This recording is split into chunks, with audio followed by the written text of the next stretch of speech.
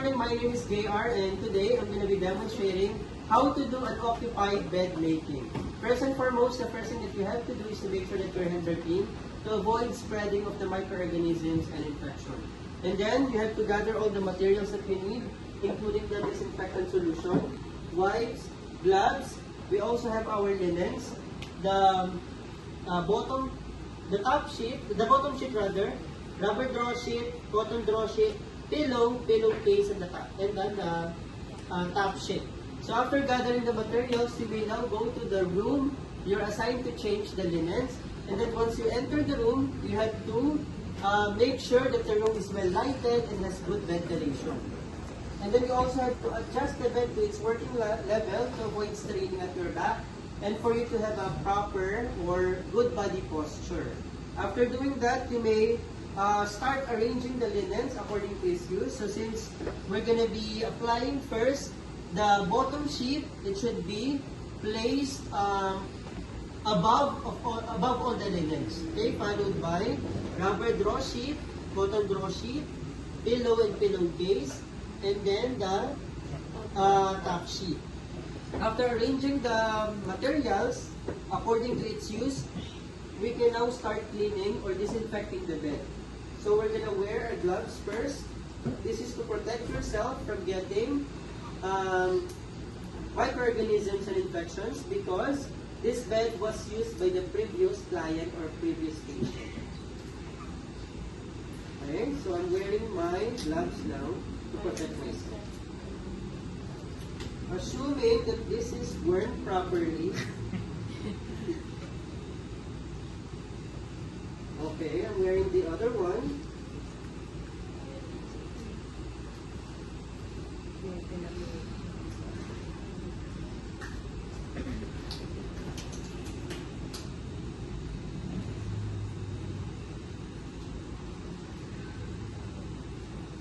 Alright. And then we're also gonna get 1 to 2 pieces of wipes. So before that, we're gonna be putting disinfectant solution first on the bed. Okay, so we're gonna open and then put the cover upside down and then apply or put disinfectant solutions on the bed. We have to make sure that we put disinfectant solution all over the parts of the bed to kill the microorganisms we have on the bed. Okay? After applying, we can get the wipes now. Again, 1 to 2 pieces of wipes. To further disinfect the bed. Okay? So disinfecting the bed. Again, make sure to disinfect the parts of the bed, the different parts of the bed. The parts rather all over the bed. Okay, so after disinfecting, we're going to be throwing the used wipes together with the used gloves. Make sure that you don't touch the dirty parts of the gloves to avoid contamination. Okay, then throw this in the trash bin nearby. Okay, so after disinfecting the bed, we can now start putting in the linens. We're gonna start with our bottom sheet. So in placing the bottom sheet, we should be placing it at the middle part of the bed. By the way, the bottom sheet is to protect the bed from getting soiled. Okay? So we're going to unfold the bottom sheet.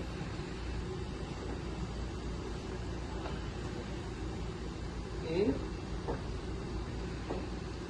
Make sure that there is a 16 to 18 allowance at the top part of the bed.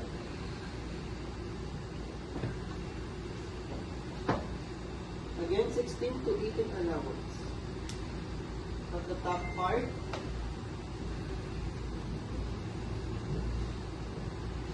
And then we're going to unfold the linen.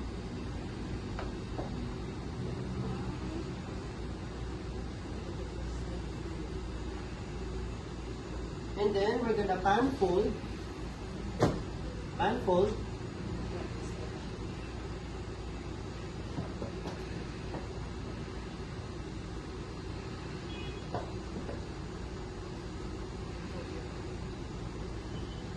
Pan fold again.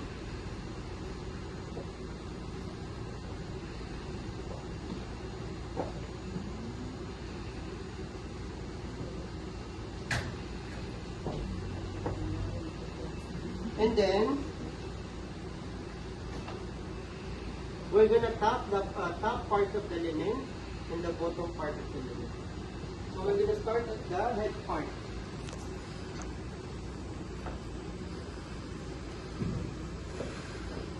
Okay, so top this part.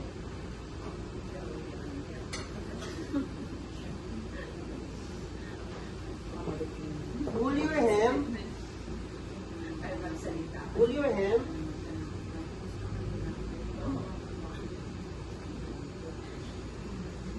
Do the my third corner. Flip this part. And then tap ito. Tap this part. And then hang this side.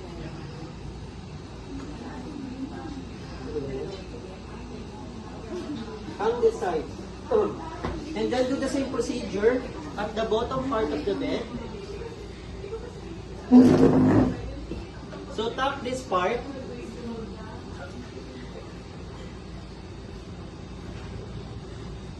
And then pull your hem.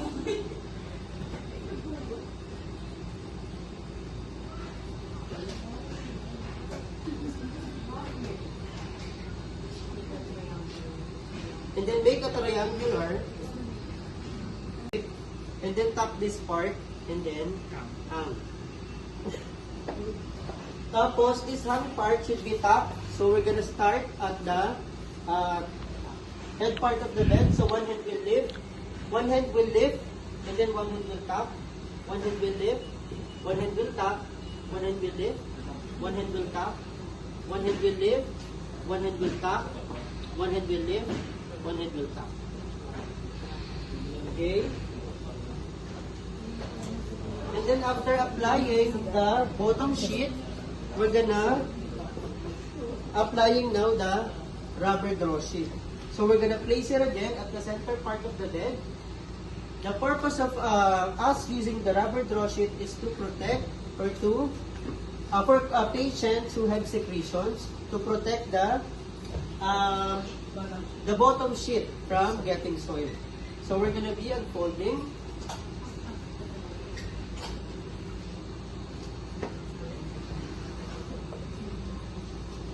The rubber draw sheet should have an allowance for about 12 to 15 inches to the top, to the head part of the bed. And then we're going to unfold. And then unfold. Unfold for the second time. And then if there is hanging side, we have to tuck it. If there's none, let's proceed to the next one, which is the cotton draw sheet. So the cotton draw sheet, the purpose of us using cotton draw sheet is to protect the patient from the rubber draw sheet, because the rubber draw sheet again is irritating to the skin of the patient. So we're going to be placing this at the mid part of the bed. We're going to unfold.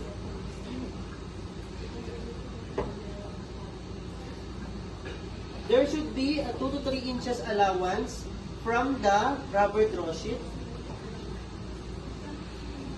Okay, so we're going to unfold. And then unfold. Unfold again for the second time. And then if there is hanging side, we have to tap it. So one hand will lift, one hand will tap, one hand will lift, one hand will tap, one hand will lift, one hand will tap, one hand will lift, one hand will tap. And then after applying the cotton draw sheet, we're gonna have our pillow and pillowcase. So put it at the foot part of the bed. Okay, so wrong side out. Put our hands inside. Hold the pillow at the end part of the pillow. One hand will hold the pillow, and then one hand will pull down the pillow, please.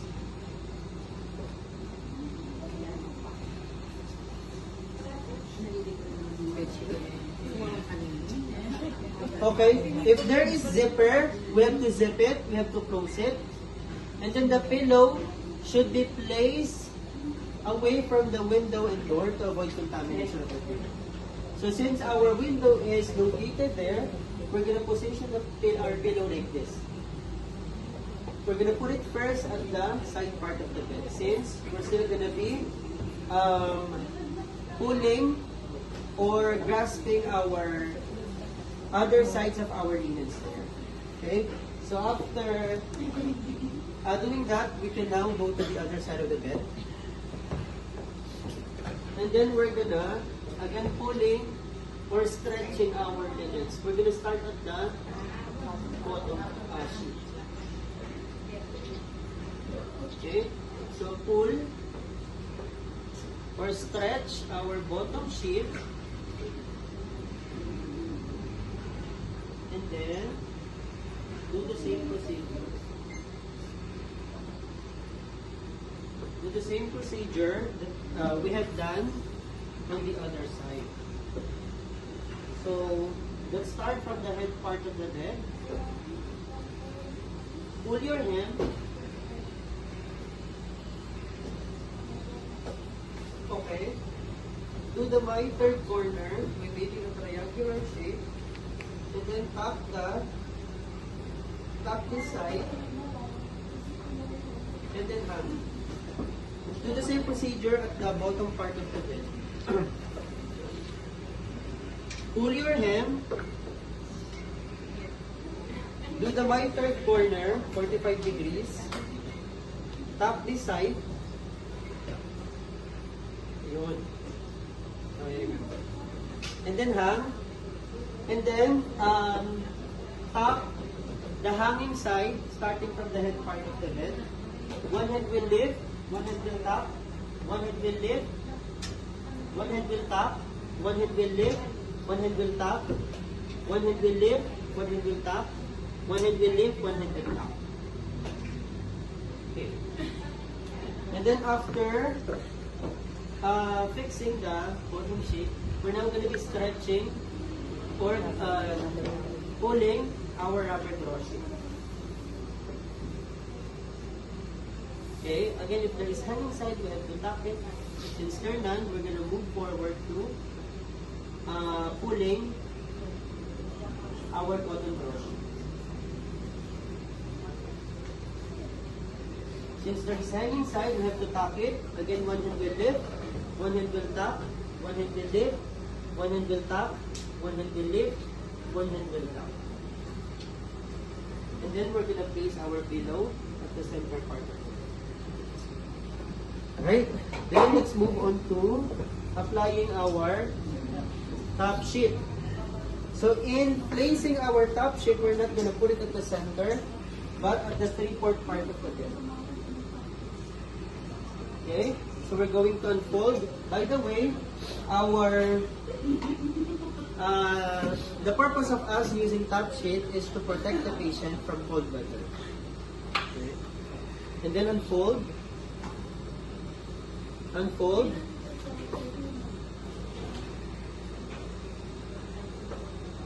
The end part of the top sheet should be aligned to the edge part of the bed. Okay? And then we're going to hang this side. Make sure that it won't touch the floor to avoid contamination of the top sheet.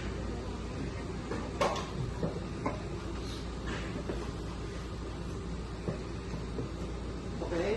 And then we're going to unfold.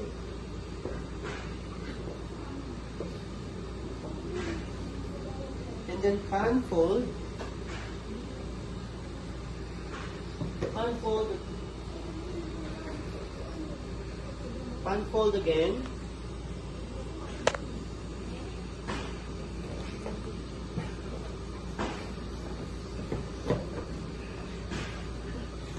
Okay? And then we're gonna move to the other side to also grasp or stretch the other side of the linen.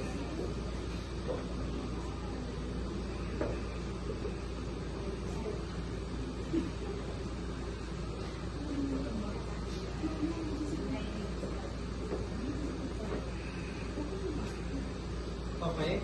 And then we're gonna fold this part of the top sheet for about 10 to 12 inches.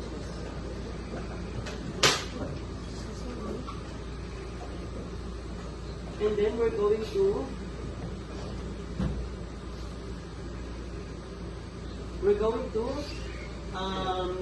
create toe pleat. Okay? So in creating a toe pleat, we're going to use our thumb and middle finger in measuring 8 inches allowance from the foot part of the bed. And then we're going to pinch and then move forward for about 2 to 3 inches. Okay? By the way, the purpose of us creating a toe pleat is for us, number 1, for patients' feet to be able to move freely inside the top sheet. Number 2, to avoid full foot cramps. Number 3, to avoid pressure ulcer. Okay, so we're going to tap this hanging side. So tap this side. Pull your hem.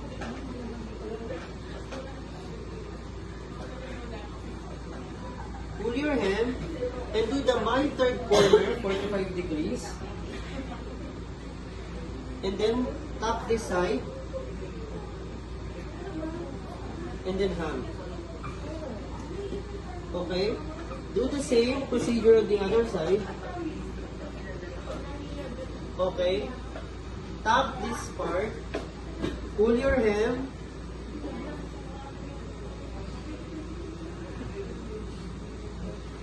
Do the third corner.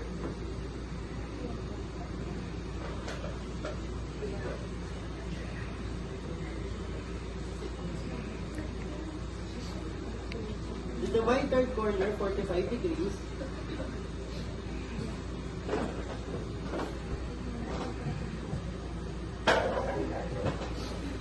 And then tap this side. And then hang. Alright? And then, we're gonna flip this over for us to be able to create the toe pleat. Alright? So that is open or welcome bed making.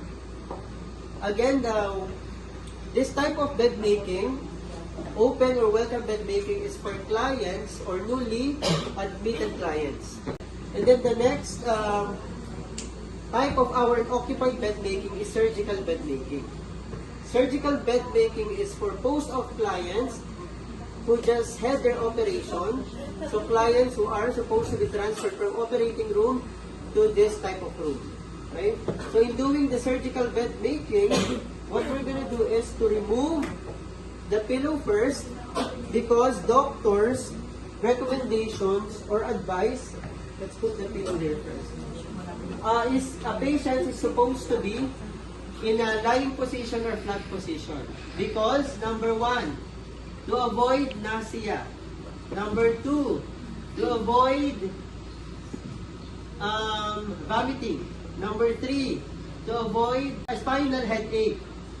And then number 4, to avoid spinal pain. Okay? And then after removing the pillow, what we're gonna do next is to create an envelope fold or I love fold. Okay, how do we do that? We're gonna put this back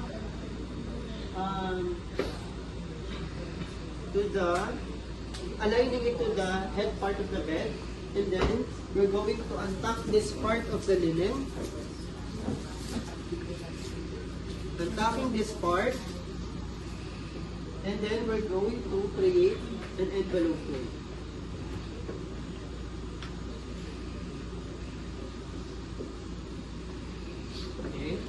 we're gonna pull this part for us to be able to create an headline. So post of clients, then we should tap this. Post of clients should be going this way. Okay, when they enter the room. Okay, again, this is surgical bed making. And then the third type of bed making is closed bed making. Closed bed making is for clients who just got discharged. Okay, so we have to put back the pillow first. And then we're going to tap on the sides of the top sheet. And this is to avoid contaminating other materials inside the room.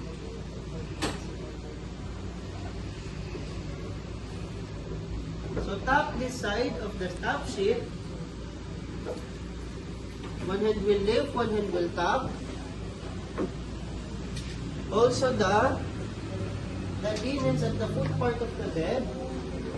And also this side.